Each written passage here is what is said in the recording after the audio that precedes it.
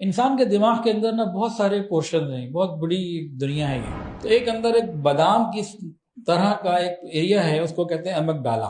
اس کا پہلا کام کیا ہے کہ خوف کو پہچاننا۔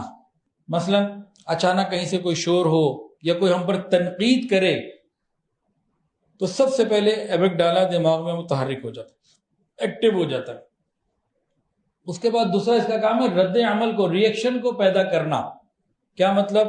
اس رد عمل میں مجھے بھاگنا ہے، چھپنا ہے یا مقابلہ کرنا ہے، یہ فیصلہ بھی یہ کر رہا ہوتا ہے۔ اور سائنسی تحقیق نے یہ بھی بتایا یہ جو خوف ہے نا، لوگ کیا کہیں گے، اس کا تعلق بھی امک ڈالا سے ہی ہے کہ جیسے ہی ہمارے دماغ میں خیال پیدا ہوتا ہے کہ میں کچھ کرنے لگوں اور یہ خیال آتا ہے کہ لوگ کیا کہیں گے، لوگوں نے اگر برا سمجھا، میں نے سوچا میں یہ کام کرتا ہوں، پھر ایک دم خیال آیا اگر میں نے کیا، اگر کسی نے مذاق اڑایا، کسی نے کچھ کہہ دیا، کوئی کمنٹس لڑکا دیے، تو نتیجتاً ہم لوگ عمل سے رک جاتے ہیں۔ تو یہ والا معاملہ بھی امک ڈالا سے ہی کنٹرول ہو رہا ہوتا ہے۔ اب امک ڈالا کس سے کنٹرول ہوتا ہے؟ امک ڈالا کے کئی کام ہیں۔ خوف کو پہچاننا، ریئیکشن کے لیے بندے کو تیار کرنا، اور یہ والا خوف بھی جس سے پتہ لگتا ہے کہ ہم عمل سے رہ جاتے ہیں کہ لوگوں کے خوف کے پتہ نہیں لوگ کیا کہیں گے، یہ بھی امک ڈالا سے ہی آتا ہے۔ اب یہ کیسے کنٹرول ہوتا ہے؟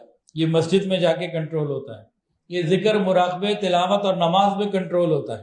آپ کبھی غور کیجئے گا، ہم عام زندگی میں جس وقت پریشانی میں، ڈپریشن میں اور تکلیف میں وقت گزار رہے ہوتے ہیں نا، اور ہمارا وقت اس میں گزر رہا ہوتا ہے، لیکن جب اسی ڈپریشن کے اندر ہم کچھ مراقبہ کر لیں، ذکر کر لیں، مسجد میں چلے جائیں، روحانی مرکز میں چلے جائیں، خانقاہ میں چلے جائیں، مدرسوں میں چلے جائیں، نفل پڑھنے لگ جائیں، ہر حج عمرے پہ چلے جائیں، سہ روزے پہ چلے جائیں، نیک اعمال، نیک مجالس، نیک محافل میں چلے جائیں، جب تک ہم ان چیزوں میں رہتے ہیں تو ہمارا اسٹریس کم ہوتا ہے۔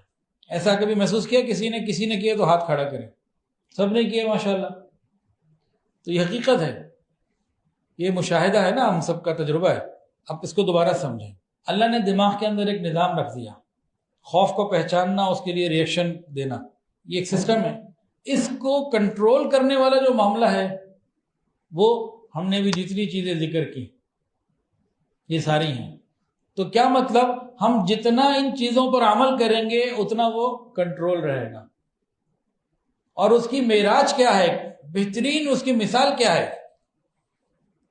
دیکھیں، یہ جو نظام ہے امک ڈالا والا، یہ صرف میرے اندر، آپ کے اندر تو نہیں ہے نا، ساری مخلوق میں اللہ نے انسانوں میں، تمام انسانوں میں رکھا۔ صحابہ کرام، حضرت بلال رضی اللہ عنہ، مکہ کی تپتی ہوئی گرم ریت پر لیٹے ہوئے، اوپر بھاری پتھر ہے اور سکون ہے، خوف کوئی نہیں، ادھر سے وہ مار رہے ہیں، مارنے والے، سکون ہے۔ ان کا یہ فنکشن جو ہے نا کنٹرولڈ ہے، کیوں؟ ذکر کی وجہ سے، اللہ تعالیٰ کے ساتھ تعلق کی وجہ سے، اندر سے اطمینان ہے کہ میرا رب مجھ سے راضی ہے، ان کا کیا ہے، ابو جہل، امیہ، شمیہ کیا ہے۔ اسی کی مثال صحابہ کرام، بالکل شہادت کے وقت میں جب ان کو شہید کیا جا رہا ہے، کتنے خوف کا وقت ہے، جان جانے کا وقت، کتنے خوف کا وقت ہے ہمارے لیے، لیکن وہ عین اس وقت بڑے اطمینان اور امن اور سکون کے ساتھ یوں کہہ رہے ہوتے ہیں، فزت ورب الکعبہ، رب کعبہ کی قسم میں تو کامیاب ہو گیا۔ کہ اتنی خوف اور پریشانی کے عالم میں بھی سکون، یہ اللہ کے ساتھ تعلق کا سکون ہے۔ غور کیجئے، جب بندہ یہ کہتا ہے کہ لوگ کیا کہیں گے، یہ غلام ہو جاتا ہے، اور جب بندہ یہ کہتا ہے کہ اللہ تعالیٰ کیا کہیں گے، یہ مخلوق سے نکل کے اللہ تعالیٰ کی طرف ہو جاتا ہے۔ نماز، ذکر، دعا، اس قسم کی تمام دینی سرگرمیاں یہ امک ڈالا کو کنٹرول کرتی ہیں، اور اس کو وہ جو خوف سے سپر ایکٹیو ہو جاتا ہے نا، ہائپر ایکٹیو ہو جاتا ہے، اس کو کنٹرول کر دیتی ہیں، اور انسان کے چہرے پہ اور دل پہ سکون آ جاتا ہے۔